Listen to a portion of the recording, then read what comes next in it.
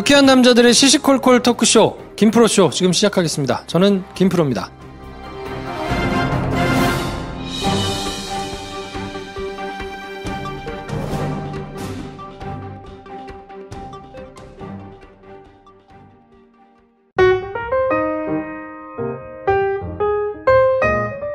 네, 어서오세요. 안녕하십니까. 토요일마다 찾아오는 시사 야부리 실한 김선생입니다. 요즘 점점 그 실한 게 본래의 의미 대신에 네. 제가 의도하는 쪽으로 흘러가고 있는 것 같아서 기쁩니다. 그래요? 무슨 네. 튼실하다, 풍족하다, 넉넉하다 이런 쪽으로 가고 있어서 그 플러스 친구가 1000명 넘었습니다. 네, 1000명 넘었는데 네. 제가 지난주에 얘기를 했더니 자기는 김 선생을 좋아한다며 그 달아주시는 분들이 여러 명 계세요. 직접 연락 주세요. 괜찮습니다. 네. 전 늘 준비되어 있으니까요. 그래서 제가 그런 메시지를 받으면 꼭 전달해드리고 있으니까 네, 1000명 넘으니까 사람들이 이제 400명, 500명 때보다는 좀 많아. 좀 빡세지. 빡세요. 그래서 이게 메시지를 이제 보내시는 분들이 하나 좀 참고해 주셔야 될 게 제가 다 이 응대를 해드리고 있거든요. 근데 한 번 응대를 해드리고 그 창을 다시 찾아가지고 할 수는 없더라고 보니까. 너무 많으니까 쭉 올라오니까 그런 경우가 있었어요. 저 부산에서 와인바를 하시는 분이 저희 멤버들 먹으라고 그 맥주 그거를 잔뜩 보내주셨어. 나 그분 누군지 알 것 같다. 광안리에서 그죠. 그분인데 감사합니다. 잔뜩 보내주셨거든요. 근데 그거를 이제 확인하시느라고 며칠 전에 혹시 택배 받으셨나요? 라고 카톡이 온 거예요. 그래서 아니요, 저 받은 거 없는데요. 그랬더니 그렇군요. 뭐 이렇게 확인만 하셨는데 보내주셨는데 보내주신 분에다가 그걸 안 쓴 거예요. 누군지를 모르게. 그래서 제가 나 이거 카톡을 했는데 누구지? 그리고 찾아보니까 이게 실명이 아니고 다 무슨 아이디로 막 써 있으니까 밑에 내려가도 찾을 수가 없어요. 아름다운 아침 이런 아이디인 거예요.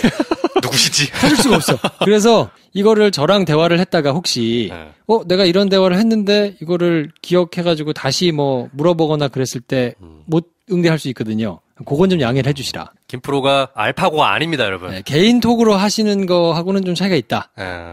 여러분들은 그냥 저를 응대해가지고 한 명씩 하지만 저는 1000명이 넘는 사람들이 말을 걸면 다 대답을 하고 있기 때문에 이렇게 그냥 항상 처음 대답하는 것처럼 할 수도 있다. 놀라지 마시라. 지금 1000 몇 명 정도 되네? 현재 시점에서? 현재 시점에서 1050명입니다. 오. 네. 1050명. 1050명. 소소하게 계속 늘고 있거든요. 그러면서 지금 밀려있는 답이 30개예요. 그러니까 녹음을 끝내고 30분한테 제가 또 짧게나마 답을 드리고 있으니까. 1500명 넘어가시면 저희가 이제 각각 오피스아워처럼 정해서 나눠가지고 멤버들이 돌아가면서 답변하도록 합시다. 그렇죠. 네. 월요일, 화요일, 수요일, 월, 수, 목 누구? 네, 아무튼 풀친 많이 신청해 주시고 저하고 대화 한 번씩 해보고 싶으시면 언제든 말 걸어주십시오. 늦더라도 제가 답 드리니까. 네. 자, 이번 주 야부리를 풀 것들이 항상 많잖아요. 이번 주도 많은데. 늘 많아. 네. 그러면 본격적으로 얘기하기 전에 광고 구자가 비어 있거든요. 내가 하려고 했는데. 나 정말. 광고 문의 들어오기 있는데 많이 문의해 주십시오. 여러분 아직 비어 있습니다. 찬스가 있습니다. 들어오세요. 네. 여러분께서는 지금 유쾌한 사람들의 영화 시사 토크쇼 김프로쇼를 듣고 계십니다. 저는 배우 윤희석입니다.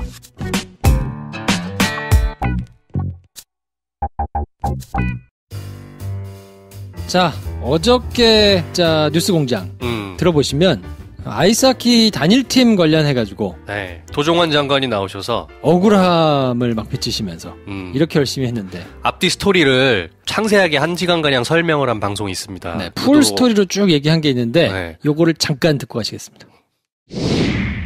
이 단일팀은 이제 우리가 자체적으로 결정할 수가 없고 IOC가 그렇죠. 승인을 해줘야 되는데 스위스 로잔의 이 승인 과정에 직접 참여하셨죠? 네네. 일단 그게 제대로 잘 안 알려진 것 같은데 그 내용을 좀 자세히 설명해 주십시오. 어떤 과정을 거쳐서 됐어요? 우선 단일팀 관련해서는요.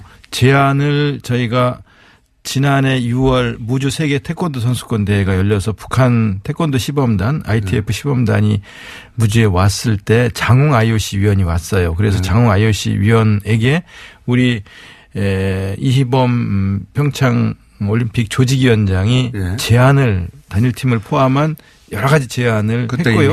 했고 또 IOC 위원장 토마스 바흐 위원장에게 또 똑같은 제안들을 했고 우리가 진작에 했군요. 네. 우리가 단일팀 협상에 나서겠다고 했더니 IOC 위원장이 창구를 단일화해달라. 우리가 나서겠다. 이래서 이제 북한의 참여 문제를 포함한 우리가 지금 여러 가지 마식령 스키장을 가보고 싶다. 서로 공동훈련을 남북이 왔다 갔다 하면서 하자. 금강산에서 문화제를 하자. 예술단 내려와 달라. 그다음에 태권도 시범단 다시 내려와 달라. 응원단은 왔으면 좋겠다. 이런 제안을 포함해서 IOC에 이미 했었던 거고요. 네. 그래서 단일팀 문제도 거기에 포함돼서 논의가 됐었는데 그 이후에 이제 여러 가지 핵실험, 정치 군사적 상황 때문에 논의가 묻혔다가 1월 1일 날 그렇죠. 김정은 위원장이 이제 평창 올림픽에 참여하겠다라고 말을 하면서 이 문제가 다시 논의가 되면서 9일 날 고위급 회담에서 남북이 같이 단일팀을 한번 만들어 보면 어떻겠냐라는 논의를 시작한 거죠. 네. 최종 결정은 20일 날 IOC에서 했는데요. 남북은 그렇게 합의했지만 이제 그 결정을 IOC에서 해줘야 되니까. 그렇죠. 스위스 로잔에 가셨고 그때 그러면 회의 주제를 아예 IOC 위원장이 했습니까? IOC 위원장이 주재하는 거죠. 직접 위원장이 직접 주재하고 IOC의 그 집행위원들도 참여를 하는 남북이 같이 참여하는 남북 IOC 위원도 함께 참여하는 회의였는데요. 장관님도 가셨고. 네네. 북한의 체육부 장관도 왔었고요. 그런데 이제 9일 날 그 남북 고위급 회담에서 이 문제가 공식 거론이 된 이후에 10일 날 선수들이 전지 훈련을 미국에서 마치고 돌아왔어요. 네. 이때 아이스하키 선수들이 여자 아이스하키 선수들이 이때 9일 날 이게 문제가 거론되자 바로 왜 선수들한테 안 물어보고 니들이 결정하느냐라는 얘기가 나왔고요. 왜 우리 언론을 통해서 우리 선수를 왜 희생시키느냐. 네. 그다음에 단일팀을 갑자기 만들면 팀워크가 제대로 만들어지겠느냐. 그렇죠. 이런 문제 제기들이 폭발적으로 터져나왔죠. 충분히 제기할 수 있는 문제들이라고 생각하고 타당성이 있는 문제 제기라고 생각하고요. 그 점에 대해서 충분히 답변을 못 드린 거에 대해서 죄송하게 생각을 정부가 하고요. 준비가 안 됐었죠 그때. 네, 그렇습니다. 정부가 단일팀 역대 단일팀은 항상 환영받는 이슈였지. 네. 단일팀의 문제를 이거 공정하다 공정하지 않다는 프레임으로 공격을 정부를 향해 한 적이 한 번도 없었어요. 네네. 네. 그러다 보니까 정부가 이걸 어떻게 대응해야 되는지 초기에는 당황한 게 보이더라고요. 그죠? 네네. 그래서 10일 날 선수들이 들어온 뒤에 바로 제가 직접 한국 아이스하키 협회, 우리나라 아이스하키 협회장과 전무이사 등 임원들을 만났고요. 그래서 이 문제에 대해 상의를 했고요. 그 다음에 세란 모레이 감독이 돌아온 11일 날 아이스하키 감독. 우리 차관과 체육국장이 직접 진천에 내려가서 선수들과 감독을 만나서 설명을 했고 이해를 구했고요. 그 뒤에 다시 그 다음 날은 대통령이 직접 선수촌에 내려가셨고요. 그리고 대통령이 내려가셔서 이해를 구했고 그다음에 선수들이 저를 보자고 하더라고요. 그래서 선수들이 이야기하자고 그래서 제가 또 선수들과 감독과 함께 대통령 장관 다 선수들 만났다. 선수들이 직접 만나자고 해서 선수들과 1시간 넘게 선수들과 이야기를 나눴어요. 선수들이 가장 우려하는 문제 또 도와줬으면 하는 문제들을 갖고 이야기를 나눴는데요. 선수들은 우리 피해가 있으면 안 된다. 피해가 있는 거 아니냐라는 문제를 포함해서. 개인적으로는 당연히 그 문제가 궁금했죠. 그다음에 만약에 그럼 단일팀이 된다면 국가가 우리한테 해줄 수 있는 게 뭐냐. 당신들이 우리한테 해줄 수 있는 게 뭔데요? 라고 물어요. 개인적으로 일정 부분 희생하는 게 있으니. 우리한테 해줄 게 있어야 될 거 아니냐. 해줄 수 있는 게 뭐냐. 그래서 요구사항이 뭐냐. 제일 어려운 점이 뭐냐. 선수들은 정말 직접적이네요. 네. 그랬더니 우선 안정적으로 운동할 수 있는 환경, 즉 실업팀이 만들어졌으면 좋겠다. 직장이 있으면서 운동을 할 수 있는. 바라겠죠. 이런 환경을 만들어주는 게 첫 번째 요구다. 가능하겠냐. 그래서 알아보겠다라고 하면서 직접 알아봤고요. 몇 군데에서 하겠다는 기업들이 있었고요.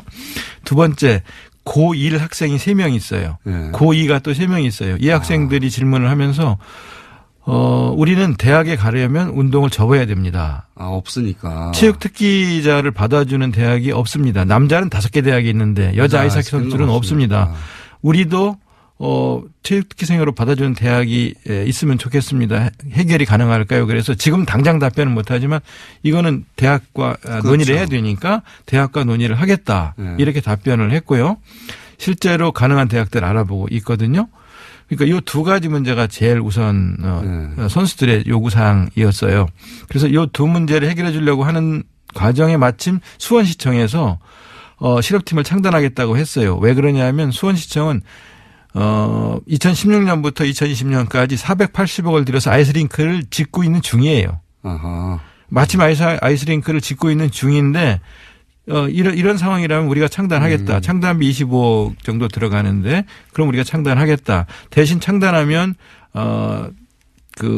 문체부에서도 좀 지원을 해주고 도와줄 수 있겠냐 그래서 그건 가능하다. 거기까지 알겠습니다. 예. 선수들이 또 하나 요구하는 게 있는데요. 협회에서도 요구하는 게 지속적인 지원이 제일 중요하다. 그래서 2022년 평창 동계올림픽에는 우리 재력으로 8강에 진출하고 싶다. 그때까지 계속 지원해 줄 수 있겠냐. 지원해 줄 수 있다. 이게 선수들이 원하는 거였고요. 그런 논의가 1월 10일, 11일, 12일, 1월 9일 날 처음 문제 제기된 이후에 계속 선수들과 협회가 논의됐던 거예요. 제대로. 예. 그리고 이 논의를 바탕으로 19, 20일 날 스위스 로잔에서 최종 결정을 위한 협의를 위해서 IOC에 갔었거든요. 거기서 가장 논의가 오래되고 또 결정이 어려웠던 것도 역시 단일팀 문제였습니다. 단일팀 문제였습니다. 왜냐하면 IOC는 일단 북한 선수 12명을 받아라. 그래서 IOC가 그렇게 얘기했어요? 그렇습니다. IOC가 12명을 받아라.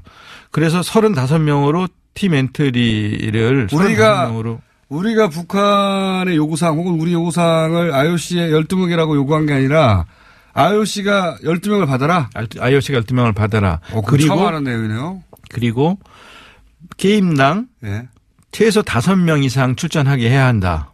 IOC의 요구입니다. 북한의 요구가 아니고 북한의 요구가 아니고 IOC 요구입니다. 그래서 왜 보도가 안 됐습니까, 제대로? IOC가 그렇게 요구해서 우리는 그렇게 받을 수 있는지를 우리 선수들에게 물어봐야 되겠다. 네. 그래서 정회를 시켰어요, 제가. 정회를 하고 그때가 밤 12시 가까운 시간, 한국은 12시 가까운 시간이었는데요. 네. 협회에 전화를 해서 전무이사라든가 또 아이스하키 협회장과 통화를 했고요. 네. 그러면서 감독이 3명까지는 받을 수 있지만 5명은 어렵다고 한다. 너무 많다. 그래서 그러면 이 문제를 가지고 계속 이제 협상을 시도하면서. 이거 완전 잘못 알려져 있는 거네요. 올림픽위원회에서는 그런 정도 효과를 내려면 당연히 숫자도 오고 생색만 내는 게 아니라 선수도 많이 출전해야 그런 효과가 있는 거 아니냐. 예. 그러니까 더 많이 출전시켜라. 예. 이렇게 한 거네요. 그것도 아주 강하게 요구했었어요. 이거가 어떻게 안 알려졌죠? 이거 문체부가 홍보를 못한 거 아닙니까? 네, 홍보를 못했고 또 공장장님이 우리를 불러주시지 않으셔서 이런 얘기를 할 수 있는 기회가 없었는데요. 아니요. 그때 불렀는데 너무 바쁘셔가지고 안 오신 거예요. 그때 어디 가신 거면 여기를 오셨어야지 처음부터. 거기다 다 끝난다고 오시면 뭐합니까 이렇게. 조금 더 드릴 말씀은 뭐냐. 네. 이런 내용인데요. 요약을 한번 해주세요. 지금 아이스하키 이슈로 저희 한국이 한 2, 3주 정도 굉장히 들썩들썩 했잖아요. 이게 뭐 개인의 기회를 침해하는 것이 올림픽 정신에 맞냐. 문재인 정권이 정치적인 의도로 젊은이들을 희생시킨다. 막 온갖 난리가 있었잖아요. 근데 정리를 해보면 정권에서 우리나라 정부가 요구한 게 아니라 IOC가 먼저 평창 올림픽 개최 조건으로 단일팀 구성을 이행하도록 요구를 했다는 겁니다. 그러니까 IOC가 먼저 요구했다는 거예요. 그게 사실 되게 중요한 거거든요. 네. 그때 정부가 IOC에 얘기했던 스탠스가 그렇게 되면 우리 선수 엔트리 축소가 문제가 있어서 난색을 표했다. 그러면서 우리 선수들 생각을 먼저 들어보겠다고 이미 얘기를 했습니다. 근데 그걸 가지고 뭐가 됐니 안 되니 자유한국당 애들은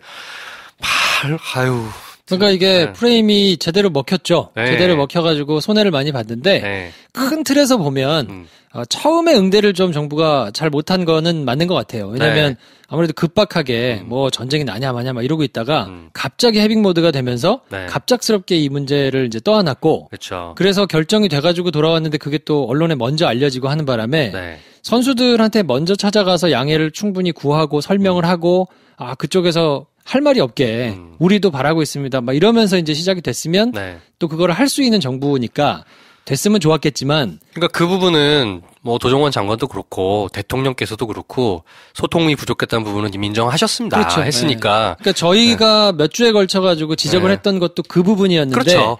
뭐 못한 건 맞아요. 근데 모든 걸 다 잘할 수는 없죠. 이벤트를 굉장히 잘하고 마음을 잘 어루만진다 하더라도 뭐 이렇게 미스가 날 수 있습니다. 그러니까 그건 좀 아쉽다 정도로 저희 스탠스를 이제 정리를 했는데 그렇죠. 그 이후에 진행되는 이슈의 양상은 개인의 뭐 노력을 침해해가지고 기회가 공정하지 않다라는 스탠스를 계속 밀어붙여서 그게 상당 부분 먹혔거든요.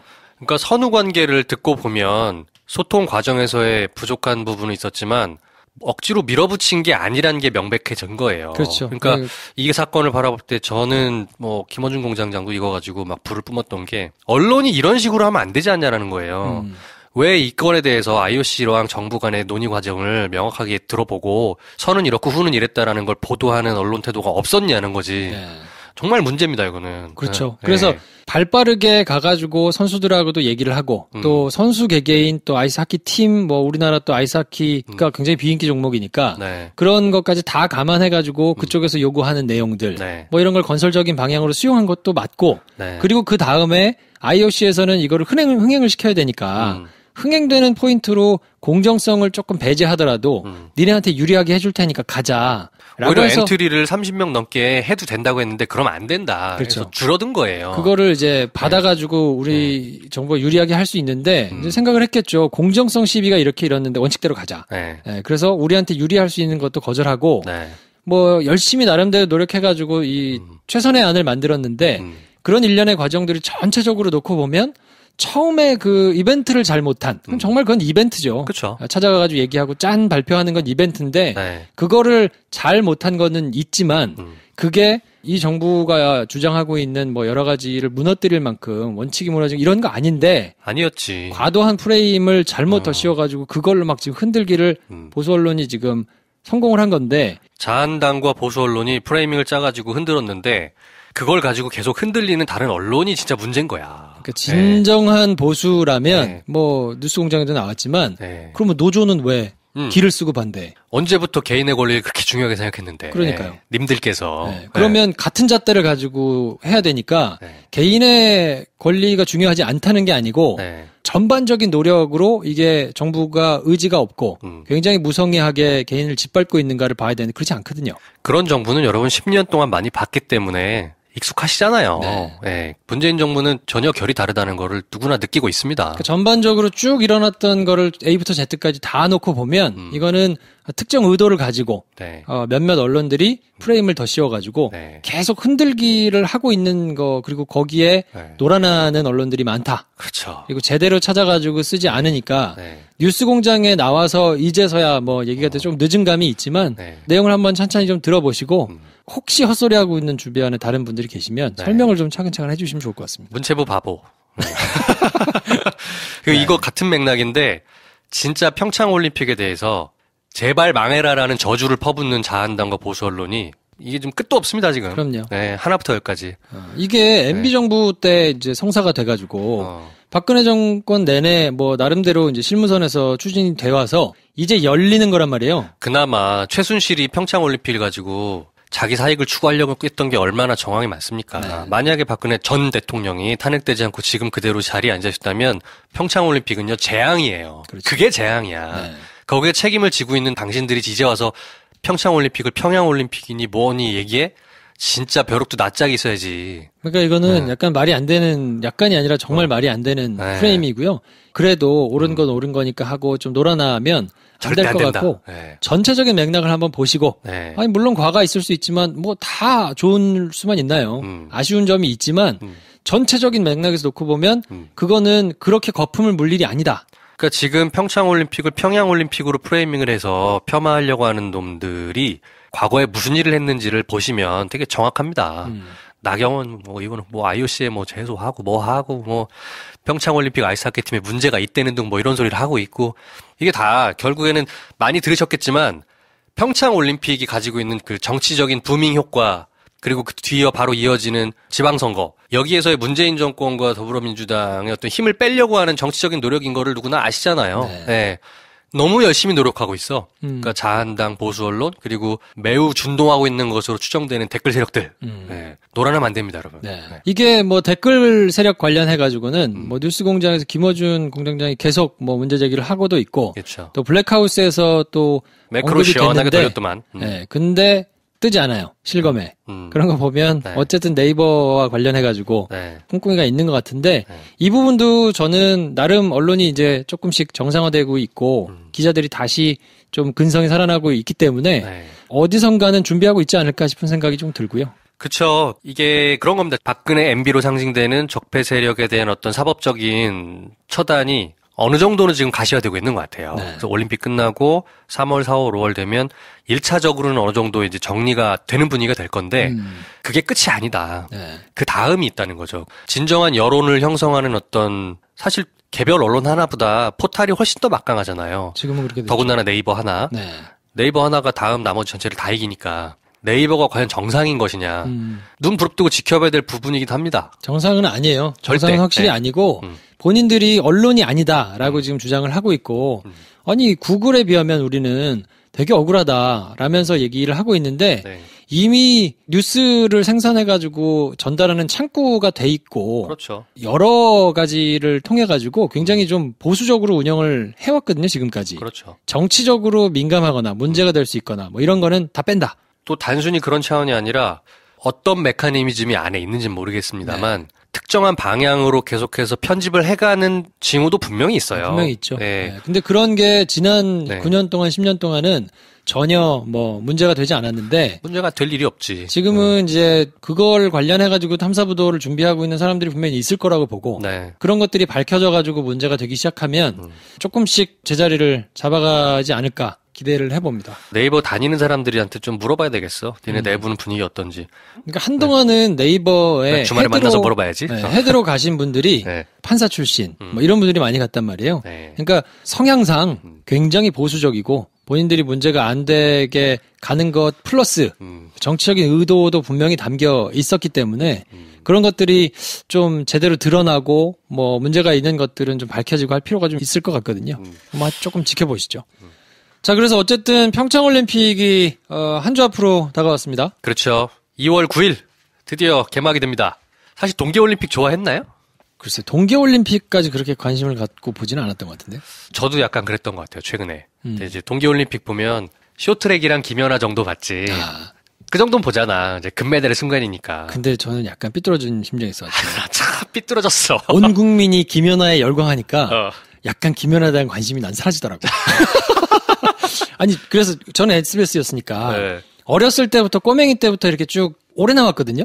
뉴스를 챙겨서 안 보신 분들은 모르겠지만 김연아가 꼬맹이 때 막 이렇게 뭐 넘어지고 어쩌고 하는 것들을 동정으로 스포츠 뉴스에 많이 다뤘단 말이에요. 그러니까 어려서부터 김연아를 쭉 계속 보면서 응원을 많이 했어. 사람들이 많이 모를 때. 네. 그러면서 굉장히 처음에 이제 뭐 메달 따고 막 이럴 때, 그 교정기 끼고 막 하고 이랬어요, 옛날에. 꼬꼬마 때. 네. 네. 굉장히 막, 눈여겨서 보고 막 그랬었는데, 네. 어느 날 전 국민이 다 좋아하는 거야. 그러니까 이제, 내가 안 좋아해도 되겠다.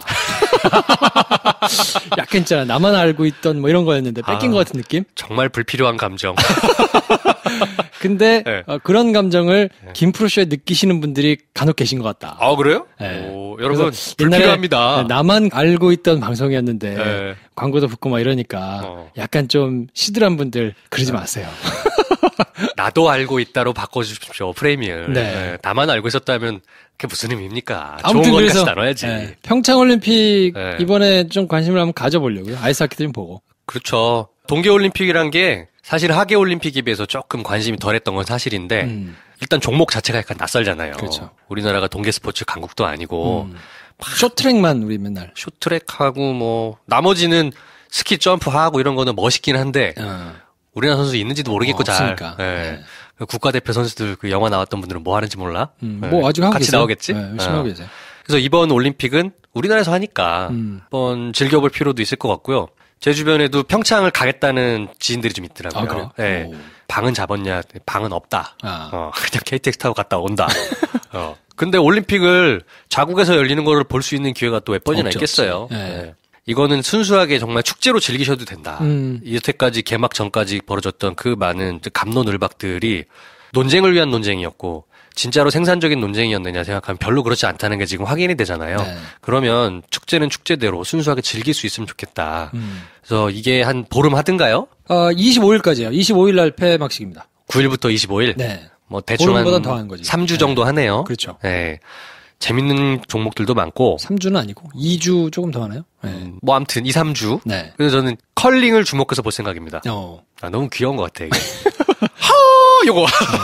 그 막 닦고. 그쵸, 그쵸. 예. 컬링이 빙판 위에 체스래요. 그렇지. 전략이 되게 중요하대. 네. 난 좀 보려고요. 항상 나와, 그래서. 그 뉴스 타이밍에 이제 할 게 없으니까. 네. 요 시즌에는 네. 뭐 컬링의 과학. 그래가지고. 네. 뭐 아무튼, 올림픽 시작하니까. 네. 뭐 남의 나라에서 하는 것도 재밌게 보는데. 우리나라에서 하는 거. 그렇죠. 관심을 가지고 좀 보시면 좋을 것 같습니다. 네, 이게 하필 중간에 또 설이 껴있기 때문에 그 한 2주, 3주 동안에는 큰 재밌는 축제가 열렸다 생각하고 보시면 좋겠습니다. 네. 자, 그리고 이번 주를 굉장히 핫하게 달궜던 뉴스는 서지현 검사 사건인데. 그렇죠. 네. 네. 사실상 지난주에 거의 모든 대한민국 국민들을 좀 생각을 하게 만들었던 이슈인 것 같아요. 네. 그렇죠. 이 사건과 관련해가지고는 저희가 내일 서초동 한주 동정을 말씀드리는 자리에서 네. 쭉 정리를 이제 했거든요. 돼지 엄마랑 하는 방송에서 하셨군요. 네. 그래서 지금 김용민 브리핑 가시면 어차피 나오니까. 네. 그 내용이 있어서 요 내용은 그걸로 이제 가름을 하도록 하고. 그러시죠. 내일 거를 들으시면 자세하겠습니다. 네. 하여튼 뭐, 그거는 참고를 해주시면 좋겠고, 요거는 계속 진행되는 사항이 뭐 있는데, 그거는 저희가 팔로우업을 해서 한번 살펴보도록 하겠습니다. 네. 자, 그리고 안철수, 유승민 대표의 바른정당하고 국민의당. 아직 당명을 정확히 정하진 않은 것 같아요. 야, 근데 뭐 바른국민도 나오고. 네. 바른국민. 미래당? 그리고 미래당. 둘 중에 하나로 정한되는데, 난 둘 다 참. 저거 중에 하나는 도저히 내가 가입할 수 없는 당이구나. 김 선생과 나는 가입할 수 없다. 바른국민이 아니기 때문에. 우린 들추면 흠이 너무 많이 나오기 때문에. 그렇죠. 네. 조금 우리는 흠결이 있는 사람들이기 때문에 어차피 저 당엔 가입 못한다고 생각하고 마음 편하게 보고 있는데. 왜 조금이라 그래? 조금이 아니에요, 우리는. 난 조금인데? 들추면 많기 때문에. 네. 야, 바른국민이란 부담스럽다. 근데 뭐 명칭은 어쨌건. 네. 두 당이 합당을 추인하기 위한 가장 마지막 절차가 있었어요. 전당대회. 예, 국민의당 전당대회. 국민의당 전당대회를 통해서 이 합당을 전 당원들이 이제 승인을 할 수 있도록 하는 절차가 필요했는데 그 전에 지난주, 지지난주에 안철수 대표 중심으로 한 친위대들이 모여있는 당무회의에서 당규를 계속 바꿨잖아요. 그렇죠. 전당대회 자체에 대한 룰도 바꾸고 사회제에 대한 룰도 바꾸고 참석하는 시간과 방법도 바꾸고 그래서 어떻게든 이거를 통과시키기 위해서 룰까지 바꿔가면서 했는데 새벽 6시 시작하고 막 뭔 전당대회를 새벽 6시 시작해. 어떻게 가라고. 그랬는데도 결국에는 통과가 안 될 것 같으니까 전당대회를 취소해버렸습니다. 네. 안철수 대표께서. 아니 그래서 그거를 뭐 이제 애둘러가지고 우회로를 찾았다는 등 뭐 산길을 냈다는 등 무슨 뭐 창천 뭐더라? 하여튼 그런 거 얘기했는데. 네, 뭔가 하여튼 그런 것 때문에 또 김어준 공장장은 막 거품을 물면서 얘기하던데 사실 그렇죠. 이거는 말이 좀 안 되죠. 저도 그렇게 생각해요. 이거는 우회로를 찾거나 전략적인 새로운 선택을 한 게 아니고요. 좀 밀어붙인 겁니다. 독재예요, 독재. 이게 민주정당의 공당의 시스템이라 할 수 있어? 그러니까 위험 부담을 안고 뭔가를 돌파해내는 것이 사람들이 그걸 보면서 야 어떻게 저런 선택을 하지? 저렇게 하면 본인한테 불리할 수도 있지 않을까? 하는데 그걸 돌파해낼 때 사람들이 감동도 느끼고 지지도 하고 그렇죠. 그런 거잖아요. 네. 근데 선택하는 걸 보면 위험 부담이 있을 것 같으면 그냥 피해. 네, 뭔가를 이게 다른 자꾸 돌아간단 말이에요. 그러면 이거를 회사를 운영할 때는 그렇게 해야죠. 회사를 운영할 때도 사실 그러면 안 되긴 하지만 어쨌건 그 회사는 자기가 오너니까 의사결정 권한이 있다 쳐요. 그러니까요. 막 100번 양보해서 회사를 운영하는 데 있어서 리스크가 너무 크면 대표로서 많은 사람들을 짊어지고 가는 입장에서 이거를 뭐 하여튼 다른 우회로나 변통을 만들어내는 게 뭐 맞을 수도 있죠. 그렇지만 민주주의의 끝에 있는 정당이면 공당에서 뭔가를 의사결정을 하고 가치와 명분을 가지고 가는 행동을 하는 데에서는 이런 방식으로 일을 진행하는 것이 있을 수 있나요? 이런 의사결정 방식을 가지고 계속하는 정당이 만들겠다는 민주주의를 우리가 어떻게 믿습니까? 그러니까요. 그래서 이제 몇 주 동안은 안 다뤘어요, 저희가. 굳이 이거는 관심을 주는 것이 별로다. 그렇죠. 저희가 맨날 뭐 이렇게 희화하고 까고 또 저는 거기서 뭐 그래도 뭐 역할을 해주시길 기대하는 이딴 소리 하고 계속 했는데 한두 번이지. 관종에겐 무풀이 답이긴 한데 이거는 명확하게 관심이 아니고요. 비판입니다. 비판. 그렇죠. 그 민주주의의 공당이 민주주의 제도를 수호하는 정치적인 어떤 보루 같은 거잖아요. 근데 국민의당과 바른정당이 통합해서 만들어질 당이 이런 과정을 통해서 만들어진 당이면 그들이 앞으로 말하고자 하고 펼치겠다는 민주주의와 정치 제도의 비전을 우리가 어떻게 신뢰합니까? 절대 믿을 수 없죠. 그러니까 이거는 뭐 늘 얘기하지만 안철수의 주인공론으로 해석하면 모든 게 해석되거든요. 다 해석되지. 내가 주인공을 해야 되고 내가 주목을 더 받고 지지를 받아야 하니 그렇게 보면 호남 떼어내고 새로운 비슷한 숫자라면 차라리 바른정당 사람들을 맞는 게 낫다라는 판단이 맞아요. 개인적으로 보면. 그리고 비례대표 반대하는 사람들 못 나가게 하는 것도 이해가 되고 왜냐하면 쪽수를 잃으면 자기가 불리하니까. 뭐 여러 가지로 안철수 내가 주인공이 되겠다라는 거에 철저히 맞게 돌아가고 있기 때문에 아니 당헌에 있는 내용을 당규를 막 바꿔가지고 하다가 전당대회도 안 하고 이런 식으로 뭐 룰을 바꿔가지고 가는 게 어디 있습니까? 이게 이런 식이면 안 됩니다. 근데 뭐 어쨌건 그렇게 진행해서 하겠다고 하니까 뭐 알아서 만드세요. 만들든가 말든가. 근데 절대 지지할 생각은 없습니다, 저는. 근데 통합신당으로 가기로 한 국민의당 중재파 의원들이 또 나타났네요. 이분들은 좀 어쨌든 가는 게 개인의 이익에 더 부합하다고 판단을 하셨겠죠. 박주선 국회부의장, 김동철 원내대표, 주승용 전 원내대표, 이용호 정책위 의장. 이 통합신당 쪽으로 원래 이분들이 중재파였잖아요. 소위 말하는. 안 대표가 전당대회 전에 선사퇴. 그러면 중재파들이 나서서 통합 분위기를 만들어서 통합을 하겠다라고 중재를 했던 분들이었는데 안 대표가 사퇴를 안 하겠다고 했잖아. 전당대회 전에. 근데 전당대회를 안 하네? 이 양반들이 원래 다 같이 모여가지고 한 8명 정도 되는 것 같아요. 어떻게 이제 움직일 것인가를 8명이 함께 움직이겠다. 그 소위 말하는 박지원 대표 중심의 민주평화당 그리고 통합신당 둘 중에 어떻게도 선택하지 않는 우리는 우리만의 노선을 좀 지켜보겠다라고 말한 지 일주일도 안 돼서 네 분께서는 통합신당으로 가시게 하셨습니다. 지금 보면 굉장히 씁쓸한 것 같아요. 바른정당으로 나왔다가 홀랑 자한당으로 가시는 분들이나 뭐 여기서 중재를 해보겠다고 나섰다가 안 될 것 같으니까 홀랑 또 저쪽에 가시겠다고 하는 분들이나 참 이게 요즘에 직업 구하기가 힘들어가지고 뭔가 백수가 될까봐 두려워하시는 것 같은데 김프로쇼에서 말씀드립니다. 관둬 괜찮아 안 죽는다니까. 돈도 많은 양반들이 왜 그래 진짜. 안 죽어요. 괜찮아요. 여튼 안철수 대표와 유승민 대표는 통합할 것 같고 이 과정에서 보여줬던 웃지 못할 블랙 코미디들 저희가 다 기억하고 있습니다. 많이 보시는 분들이 기억하고 있을 거고요. 이게 본인들이 얘기하는 어쩔 수 없어서 외연 확장을 하는데 반드시 필수적이다라고 생각하시는지는 모르겠으나 더 길게 보면 추구하는 뭐 가치와 명분을 명확하게 하고 그거에 따라서 차곡차곡 가는 것이 맞는 거 아닌가 하는 교과서적인 얘기를 해봅니다. 또 하나 있어요. 자유한국당이 이제 홍준표 중심으로 한 홍준표, 김성태 막말 듀오 말들이 되게 많이 거칠고 심하잖아요. 그런데 사실 자유한국당이 아니고 통합신당, 안철수, 유승민당을 가지고 있는 지지세나 지지율에 비해서 언론이 지나치게 다룹니다. 저는 그런 경향이 좀 있다고 보거든요. 그거는 이번 지방선거 이후에 자유한국당은 급격히 세가 쪼그라들 것이라고 보고 그 보수 세력을 안철수와 유승민으로 대체해서 채우겠다는 언론들의 어떤 자기들의 욕망이 녹아있는 보도 태도 아닌가 이런 의심이 좀 들어요. 그럴 수 있죠. 충분히 그럴 수 있다고 봅니다. 그러니까 언론이 그런 식의 스탠스를 취하고 싶으면 명백하게 나는 보수 언론이다라고 선언을 하세요. 아닌 척하고 뒤로 그렇게 하지 말고 상당히 보기 좋지 않습니다. 출입처 제도가 있어가지고 출입처에 속하면 그리고 그 사람들하고 같이 이렇게 지내다 보면 쓴소리를 하거나 뭐 이렇게 하기가 약간 쉽지 않거든요. 그럼 정치부 기자가 내가 출입하는 당 말고 다른 당의 능을 까는 기사를 쓰는 게 뭐 약간 쉽지 않아가지고 내버려 두다 보니까 자꾸 이런 일이 생기는 거예요.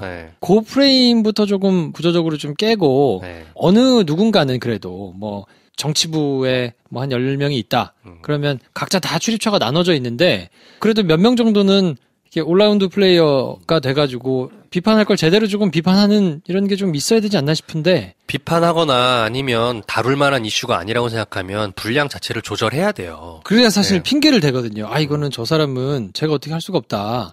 그냥 올라운드 플레이어가지고 하는 거다 이렇게 얘기가 돼야 되는데 뭐 한국당 출입하는 사람이 국민의당 까고 민주당 까고 하면 야 뭐 이게 당원이야? 라고 하면서 이제 약간 머쓱해지고 또 자기 출입하는 사람 대놓고 막 하면 당장 취재를 하기가 힘들어지니까 적당한 선에서 묻어가지고 가고 뭐 이런 게 있으니까 뭐 언론을 그만둔 제가 뭐 할 얘기는 아닙니다만. 아니 그만뒀으면 갈 수 있지. 다니고 있었으면 못하지. 알아서 하시겠지. 제가 주말 야부리를 그래도 한 2-3달 정도 했잖아요. 네. 사실 제가 이렇게 뉴스나 시사를 각 잡고 일주일에 한 번씩 정리하는 사람이 될 거라고는 꿈에도 생각해 본 적이 없어요. 나 그런 사람 아니야 진짜. 네. 난 술 먹고 노는 게 좋은 사람이란 말이야. 근데 어쨌건 해야 되니까 2-3달을 하면서 느끼는 바가 있는데 2가지였어요. 하나는 사법부가 진짜 개혁이 힘들구나. 힘들죠. 제일 힘들고 어렵지만 중요한 데구나라고 생각했던 거고, 2번째는 언론이야말로 실은 권력이구나. 네. 자기들이 그렇게 자각하고 있든지 안 하든지 간에 실제로 대한민국에서 굉장히 큰 권력이다라는 생각이 들어요. 근데 언론인들이 내가 가지고 있는 게 권력이다라는 거를 얼마나 인식하고 살고 있는가, 그리고 내가 쓰고 있는 기사들이 의도를 했든 안 했든 실은 권력 행위 하나라는 거를 준엄하게 냉정하게 인식을 하고 사는가에 대한 부분들이 저는 의심이 점점 들어요. 언론인들이 잘못하면 타성에 젖거나 취해버리면 내가 휘두르는 권력이 당연히 내가 휘둘러도 되는 거라고 생각하고, 결국엔 그러다가 정치로 입문하는 언론인들이 많이 생기는 이유가 맥이 그런 거겠다 싶어요. 그래서 우리가 앞으로 저나 김프로나 언론에 몸담을 일은 없잖아요. 없지? 없죠. 저는 원래 몸담을 일이 없는 사람이고 네. 저 사람도 이제 앞으로는 담을 일이 없으니까 우리가 언론을 어떻게 바라볼 것인가, 그리고 언론인들이 이 사회에서 무슨 역할을 하는 게 맞는가에 대한 것들 좀 긴 호흡으로 김프로쇼에서 꾸준히 모니터링을 해볼 필요가 있겠다는 생각이 좀 듭니다. 네. 네. 자, 아무튼 그래서 안철수, 유승민 두 사람의 향후 행보에 대해서 뭐 보고 있는데 네. 어떻게 될지 모르겠어요. 사실 큰 관심은 없어요. 네. 네. 근데 하여튼 또 계속 다루면 안 되니까. 왜 그런 거 있잖아. 큰 관심 없는 동네 바본데 걔가 그냥 가만히 앉아있으면 좋겠는데 동네를 다니면서 막 똥을 밟고 그 똥을 벽에다 바르고 먹고 이런 짓을 하니까 보게 되는 거야 그냥. 그런 차원이지 제가 뭐 우리한테 중요한 사람이지만 이런 생각은 없습니다. 네. 저는. 네. 그럼에도 불구하고. 그만해! 얘기를 못하겠어, 솔직히. 이렇게까지 원칙을 막 뭉개가지고, 네. 룰을 막 바꾸는데, 좀 그만하시라. 이제 그렇게 하시면 안 된다. 나중에 뭐, 제정신을 차려가지고 역할을 하시는 거 모르겠고, 이렇게 하면 안 된다, 이거는. 못 알아들을 거야. 네. 얘기하지 물론 마. 이분들이 이제 김프로쇼 안 들을 거기 때문에, 해봐야 무슨 소용일까 싶기는 합니다만, 그렇죠. 제가 장난으로 했던 거예요. 네, 그거를 또 각 잡고 보셔가지고, 막 이렇게 또 달라드시는 분들이 간혹 계시더라고요. 김프로가 하는 말은 그래도 다 귀담아 들어야지 하시는, 존중하시는 분들이 많단 말이야. 네. 잘해. 잘하도록 하겠습니다. 내 말은 어차피 그렇게 신뢰하지 않으니까 괜찮아. 자, 줄줄이 MB의 주변의 사람들이 이제 돌아서고 있습니다. 야, 이제 뭐, 몇 안 남은 것 같아요. 다 나왔어, 막. 조카도 나와, 난리 났어, 막. 그, 영원한 총무로 불렸던 김백준 씨도 지금 다 불고 있더만. 왜냐면, 금액이 크기 때문에, 네. 자기한테 꼬린되는 걸로 인정을 받는 순간, 본인이 몇십 년 사는 거 아니야? 굉장히 무겁게 형을 살아요. 그러니까 이 사람들이 미쳤어? 자기들이 왜 이거를 살아? 지금 분위기가 옛날에는 대통령이었고, 그리고 또 이제 친여당, 뭐 이렇게 있었으니까 수사가 제대로 안 돼서 네. 이거는 버텨야 되는 국면이니까 다들 버텼겠지만 지금은 이제 그럴 수가 없거든요. 내가 그 양반이라고 해도 안 버티지. 네. 미쳤냐? 그래서 지금 우후죽순 막 돌아서고 있고 초청장 받으셨으니까 평창올림픽 가셔야 될 텐데 지금 마음이 아닐 거예요. MB가 구속이나 이런 소환을 어쩔 수 없이 피할 수 없을 것 같은데 만약에 김프로가 MB 쪽 스텝이야. 네. 어떤 조언을 할 수 있을 것 같아요? MB 밑에 있는 스텝? 이 국면이 이제 곧 다음 주면 닥쳐올 상황들이 있는데, 안 되겠습니다. 대통령님, 이렇게 하십시오. 뭐 이런 거 없어? 뭔 조언을 해. 그냥, 괜찮을 겁니다. 이렇게 막 하고 말지. 너도 돌아섰구나? 다 돌아서는 거지. 아니, 밑에서 할 수 있는 카드가 없어요. 아니, 뭐 이런 거 있잖아. 밀항을 하십시오. 뭐 이런 거 안 돼? 돈이 아까워서 안 하지. 그걸 안단 말이야. 밑에 사람들은. 자기 돈이 해봐야 여기 있으니까. 한 300, 500 들고 뭐 몇천만 원 드는데 그 돈 깎으라고 할 것이다. 그럴 바에야 내가. 차라리 몸을 피하셔라. 한 3년 어디 가 계셔라 이런 거 안 돼? 택도 없어. 얘기해봐야 어딜 나가겠어요 지금은. 온 국민이 막 가서 이제 뻗치기 하고 막 이러고 있는데. 배 타고선 저기 청도 이런 데 가가지고 숨어 있으면 안 돼? 뭐 하려면 한번 해보시든가. 요 내용과 관련해가지고는 내일 돼지 엄마하고 이제 나눈 얘기가 있으니까 뭐 MB 수사 관련해가지고는 뭐 포인트를 짚어야 될 부분들을 이제 짚은 게 있으니까 그 편을 참고하시면 좋을 것 같고요. 저는 그냥 다른 참고할 부분들은 법리적인 부분이나 사건의 실체는 내일 방송 들으시면 되겠고요. 네. MB에게 등을 돌리고 있는 측근들의 모습이 인간적으로 약간 해석이 되면서 야, 인생 저렇게 살면 저렇게 되는 거야라는 얘기를 하고 싶더라고요. 네. 김희중 비서관도 그랬고 그 이상은 회장 기사분이셨던 분. 네. 또 다스 여직원던 120억 개인적으로 횡령했다고 했던 그 경리부 조 씨 직원. 그분도 뭐 지금 다 술술 불판이고. 네. 그러니까 인생 그런 식으로 살면서 여러 사람 인생을 지금 다 망가뜨리고 있는 거 아닙니까? 저 입을 불고 있는 사람들 인생은 또 뭐냐고. 참 저 해악은 끈질기다. 인생 똑바로 살자 진짜 이런 생각이 많이 듭니다. 이번에 제대로 조금 밝혔으면 좋겠고 이게 한 번, 두 번 나쁜 짓을 해가지고 됐기 때문에 네. 그냥 관성으로 계속 간 것 같아요. 그리고 뭐 대통령 될 때 전과가 10범이 넘었는데 뭐 그럼에도 불구하고 그냥 돈 많이 벌어줄 것 같으니까 몰표를 줬던 거 아니에요? 그렇죠. 그 선택에 대한 결과를 우리가 지금 받고 있는 거라고 봐요. 네. 네. 본인 수준에 맞는 지도자를 뽑게 돼 있기 때문에 우리나라 사람들의 뭔가 그 시행착오 중에 하나라고 저는 보고요. 난 억울해. MB 안 뽑았는데. 짜증나 진짜. 저도 안 뽑았어요. 네.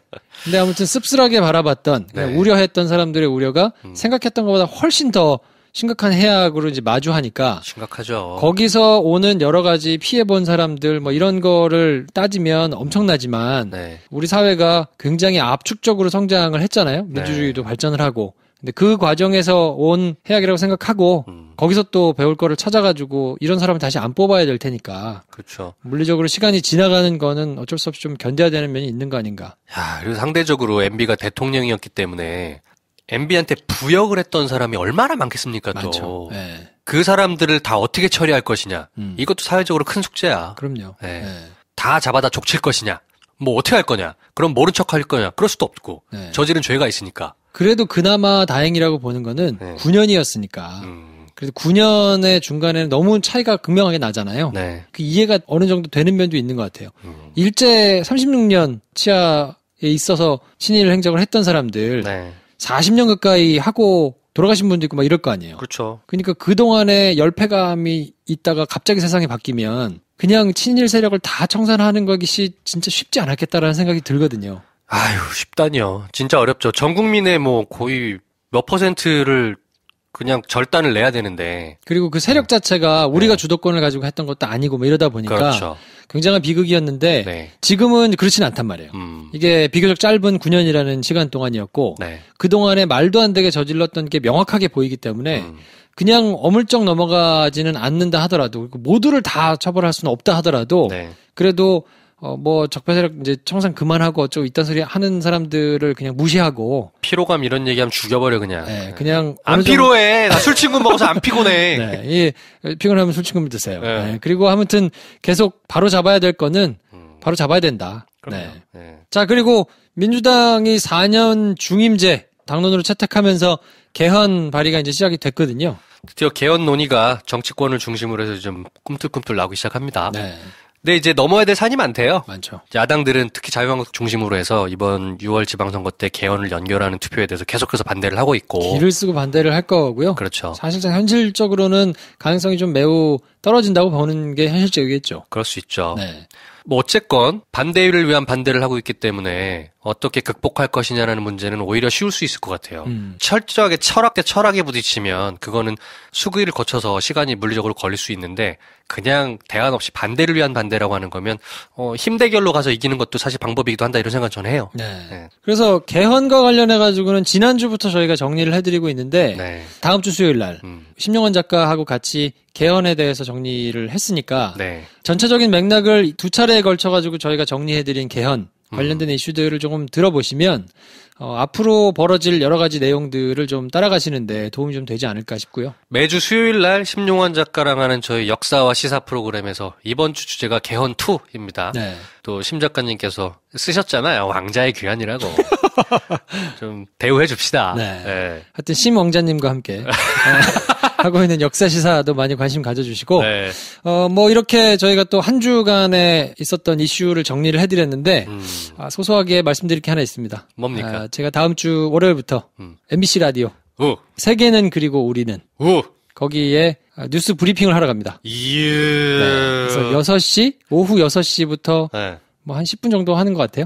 6시 시작하자마자 뭐 그 정도 되는 것 같아요. 첫 번째 코너. 네. 근데 첫날은 너무 뉴스부터 하면 좀 그렇다 그래가지고 뭐 이승엽 씨하고 전화 연결한대요. 아, 그래요? 네, 그래서 이승엽 전화 연결한 다음에 이제 제가 나오는데 진행은 박지훈 변호사가 학회에서 네네. 유명한 박지훈 네네네. 변호사가 하시고 네. 뉴스공장으로 치면 김은지 기자 네, 하는 그런 거죠.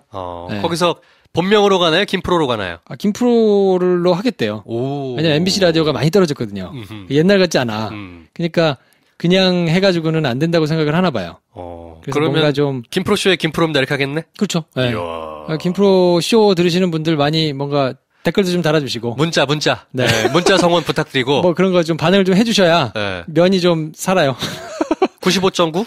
95.9. 저녁 6시. 네, 옛날에 김미화 씨가 하던 세계는 네. 그리고 우리는. 아, 그렇죠. 그 뭐 혹시 또 김철영 PD가 옛날에 오셔가지고 저희 방송을 했기 때문에 네. 그분이 뭐 얘기를 하지 않았을까 뭐 이런 생각 하실지 모르겠는데 네. 아니고요. 아니야? 저도 생전 처음 보는 분한테 연락이 왔어요. 그래서 근데 김프로 쇼를 들으신대요. 오, 그래요? 네, 김프로 쇼를 들으시는 분인데 네. 본인이 이 프로그램을 맡게 돼가지고 발랄하게 조금 해봤으면 좋겠다. 그래서 저는 시사 이게 좀 아닙니다. 그랬더니 좀 그냥 김프로 쇼 같이 해주시면 좋겠다고. 그래서 뭐 제가 감사하죠. 여러분, 김프로가 이제 공중파에 드디어 나간답니다. 뭘 나가? 10년 동안 하다 왔다니까, 사람아.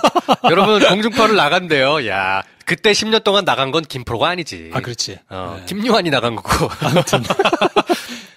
전혀 새로운 정체성입니다. 박지훈 변호사하고 뭐 하는데 어떻게 될지 하다가 또 재미없으면 잘릴 수도 있죠. 근데 뭐 그냥 한번 재밌게 뭐 월화수목금 뭐 평일날 매일 나오니까 생방송입니다. 그래요, 여러분. 나머지 시간은 다 버리고 네. 그 브리핑 나오는 그 시간 10분은 들읍시다. 네. 왜냐면 제가 이거를 하는 이유는 단 하나예요. 영화를 만들어야 되는데 가서 얘기할 데가 없어. 그래서 아무튼 김프로 쇼로 사람들을 많이 데려오기 위해서 나가는 거라서 네. 많이 응원해 주십시오. 하여튼 좋은 일이 있네요, 김프로 쇼에. 네. 네. 자, 그럼 저희는 다음 주에 또 시사 이슈 가지고 찾아오고요.